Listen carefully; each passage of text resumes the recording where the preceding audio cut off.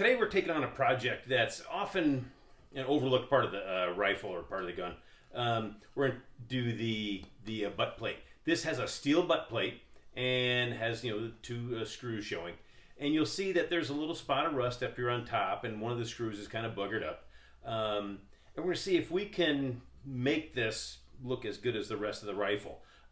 This rifle is what you'd probably call a safe queen. There's no dents in the stock. The metal, the barrel, everything else looks really good, but it looks like it had sat on its butt plate, for a large part of its life. So we'll see if we can clean this up and make this as pretty as the rest of the rifle. Now, remember, your gun's only new once. We're not going to make this look new. We're going to make it look, like I said, match the rest of the rifle. All right, let's go see what we can do. The first thing we're going to do, we're going to go over to our screwdriver tips. We're going to select the best bit that fits these screws with no wiggle, no wobble. We don't want to bugger them up any worse than they are. This one's a little bit loose. All right, so it's a good fit widthwise. Just the thickness of that blade is not quite as thick as that slot in the screw. All right, so we're going to try them all out, take one at a time, and start at the smallest and work up to the biggest, and we'll stop when we get the one that fits, or you just get a pre-selected one. And I already spent that time. So now here, like I said before, here's a good indication you've got the right bit for the screw. If you can stand your bit up in the screw, and it's hey, make a liar out of me. But it's that snug, it's that tight, where it can stand up like that. We know it's not going to jump out of that slot and bugger up the head of that screw. All right, so let's go ahead and take these two screws out. Now, obviously, these are going to be wood screws. They're going to have a very coarse thread. And we'll see what these look like. These are actually in really nice shape. Look at that, they match the rest of the... Now they're a little scratched up, a little scuffed up. We'll address that. We'll take this out. And this one here is a little bit rougher. Someone had a hard time taking this one out at one time. And when you're dealing with a gun that's 75 to 100 years old, it's probably seen some use in some wear. So this one's got that little bit more of a little buggered up slot there. And I'll show you how I will straighten that up later. But the threads look good.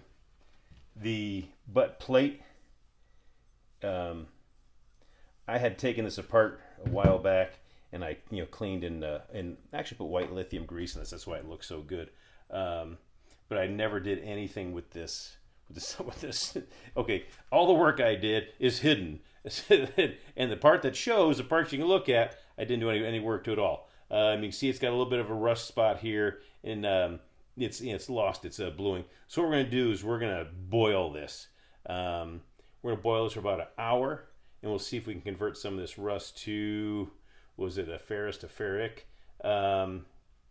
iron, and should have a nice black finish when we're done.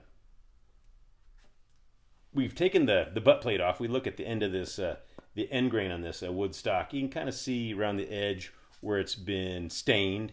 It's had some kind of a sealant, maybe a true oil or a urethane, or maybe it was just boiled linseed oil. But we see the little stains going there around the outside. There's no sense cleaning this up because we're just going to cover it with that butt plate. It's just kind of curious. And it's not hollow. There's no genie in there. Nothing fun. No, note from the previous owner or date or anything inscribed on there. So, oh well, treasure hunt over. All right, but we do have a beautiful piece of wood, and we'll probably address this at some point too. All right, here's where we are. I degreased that butt plate. I just used a little bit of acetone, took any kind of grease, fingerprints off. That's why I'm handling it now with the pliers. I've got a pot of boiling water. We're gonna drop this into the boiling water, and we'll let it sit for about an hour, and then hopefully we'll get that metal conversion. Ooh, look at the steam. All right, we'll set that down in there, and we'll come back in about an hour, and we'll see if we have that conversion or not. All right, let's dig these out of here. there's our boiled piece.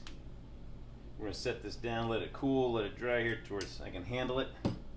And then we'll take it to the really cool wire brush. Here's our butt plate after the boil. And you got a little bit of flash rust on there. You kind of see got a little bit of rust. I've got that very fine haired wire wheel. Each of these wires is 3/1000ths of an inch. It's almost like it's even like finer than hair. Very, very fine. Don't use a real regular wire brush like you have on your bench grinder. Let's take this to the wheel.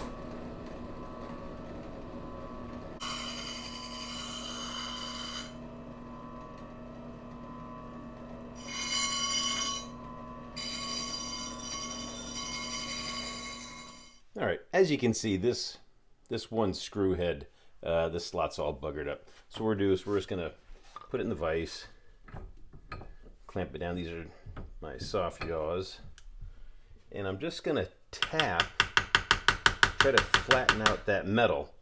The first impulse is to take a file or something, just knock all that, the burr off and all that. But then we're losing metal. If I can tap it back into place, it's just steel. If I can mold it and shape it and put it all back, I don't lose metal. So my screw head's going to remain as close to original as I can. So what I'm going to do is I'm going to tap this thing probably about 1,000 times. Tap, tap, tap, tap, tap. Get it all smoothed back up. And then we'll have to address the finish on this. All right, after about 1,000 hits, I do have a nice. It's now the thread that slot's not nearly buggered up as much as it was. I'm going to take this knife edge file and just kind of make things parallel, so I can get a screwdriver in there and have it look all pretty. And when I go to take this off, the screwdriver is going to fit perfectly. So just kind of true up that screwdriver slot.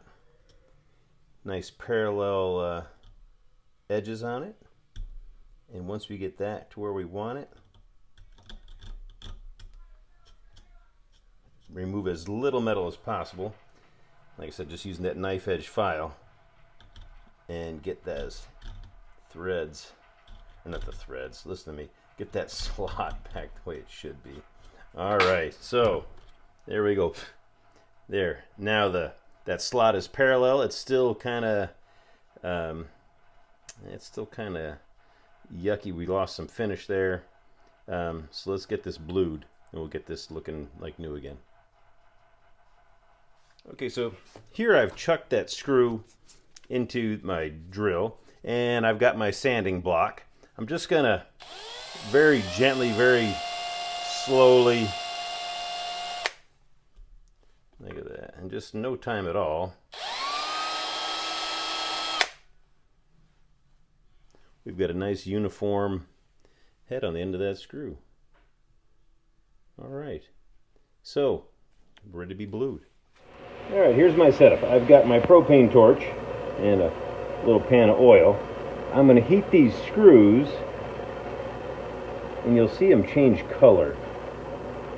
It'll go to like a yellow, like a straw color they call it, and then it'll kind of change colors again. Then it'll get to like a brown. See, turning colors.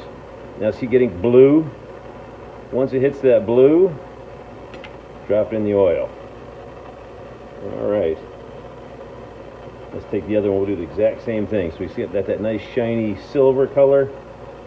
We're going to start heating it up at the base of it, so you get a nice even heat. You'll watch the head of that screw kind of change colors. It'll go to like a brown. See it turning brown. Now turning that bright blue, and in the oil it goes. All right, let's turn this propane torch off. Now let's fish out these screws. Look at that, a beautiful blue, and it's not going to rust. Got that nice oil blued finish. Look at that, isn't that pretty? All right, we'll get these cleaned up and we'll get them back into that stock. All right, here is our finished product. Not too bad. They get that nice blue finish to the screws. We got that nice, what they call it, gunmetal gray, right? To that butt plate. We did a preservation on that, a conservation, that boiling and then the carding.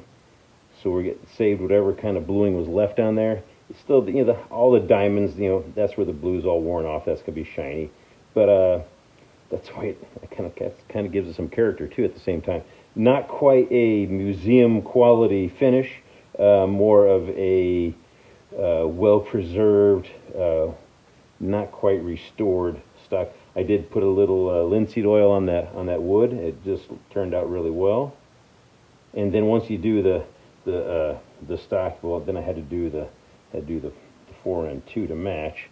And what started off as a butt plate refinish went to a whole screws and stock and fore end, and now we're gonna have a beautiful rifle, and it's all put back together.